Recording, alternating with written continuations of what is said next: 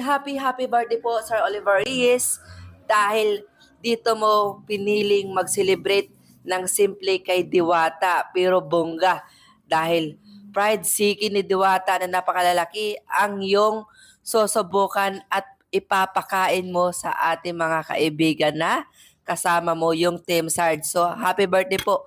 At malaking tulong kay Diwata na dito ka nag-celebrate kasi nung araw, puro social, puro building ang napupuntahan. Ngayon, open place naman kasi dati kulob.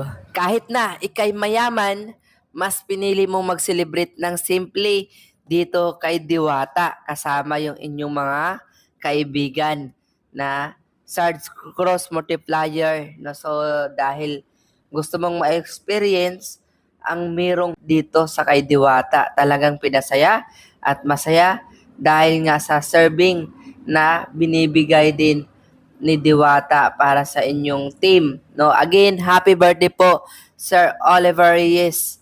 At sana mabuhay ka hanggang gusto mo. Birthday to you. Happy birthday to you. Happy birthday. Happy birthday. Happy birthday. Happy birthday to you. Napili niya sa Diwata kasi para makatulong din at lalong mas madami kumain sa Diwata. Yan ang ano niya. Napili namin ang Diwata kasi lalaki ng manok.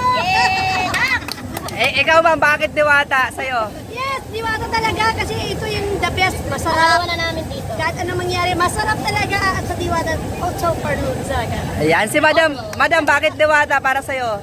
Masarap ay kung ano nila kain. Oh, mura. Yun. Si Madam, sa'yo, bakit si Diwata? Ang masang presyo, kung sa'yo pa sa presyo. Yan! Uy, si Madam, may sasabihin pa si Nanay. Ano sasabihin mo, Nanay? Sa amin lahat. Siyempre, di nagpapauli si Sir. Sir, ano masasabi mo? Tama namin sa lahat si Diwata. Yan! At siyempre si Chef. Ano masasabi mo kay Diwata? Pogi-pogi mo.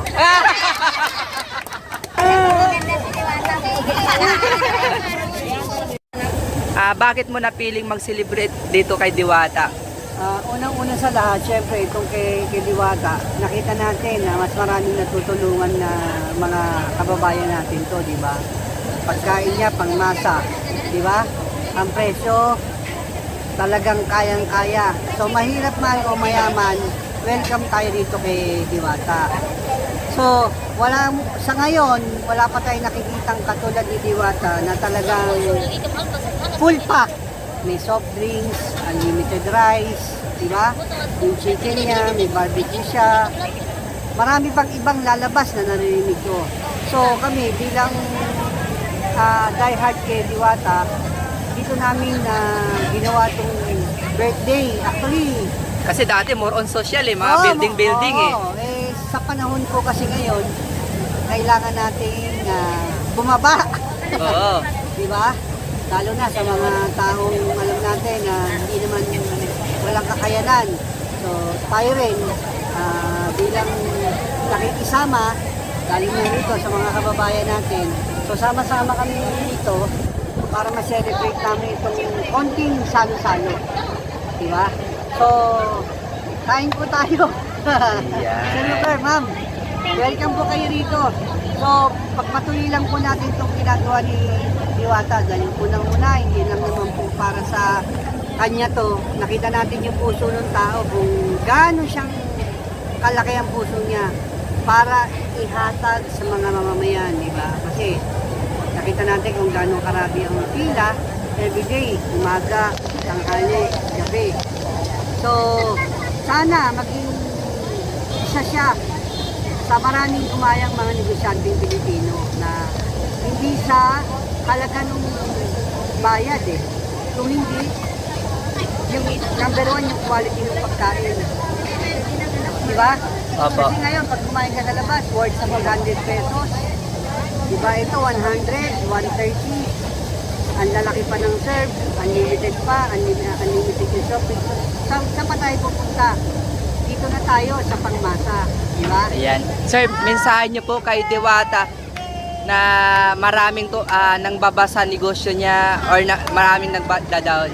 Actually, yung bus, hindi naman yun minsan yung bus, mas lalo nga Nakakatulong. nakakatulong, Siguro, dahil nga natatamaan natin yung mga negosyante na alam nating, di ba, ang presyo nila hindi naman katulad kay Diwata. Sa akin, sa suggestion ko sa kanya, okay, intindihin yun, basta as long as nakakatulong itong business niya para sa tao, wala tayong dapat itatakot dahil lahat naman ito ay para sa bayan. Unang-una, sabi nga niya, di ba, hindi sa kita, kung hindi sa mamamayan. Kung paano niya ibigay yung serbisyo para makakain. Di ba? Kasi kung tutusin mo, marami dyan, mga halos din makakain. 100 piso makaipon ka, makakain ka na. O, yung umaga mo, pwedeng umabot ng tanghalian. Di ba? So, Diwata, pagpatuloy mo yan. Dahil sana dumami pang maraming Diwata sa Pilipinas. Di ba?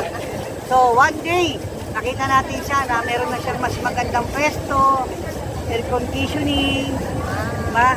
Mga naka-uniform na yung tao niya. So, tayo rin, dapat tumulong. Magtulungan tayo. Hindi puro pambabas na lang. Di ba? Walang mangyayari sa pambabas Kailangan magsama-sama tayo. So, maraming salamat po sa inyo. Kain po tayo. Thank you po.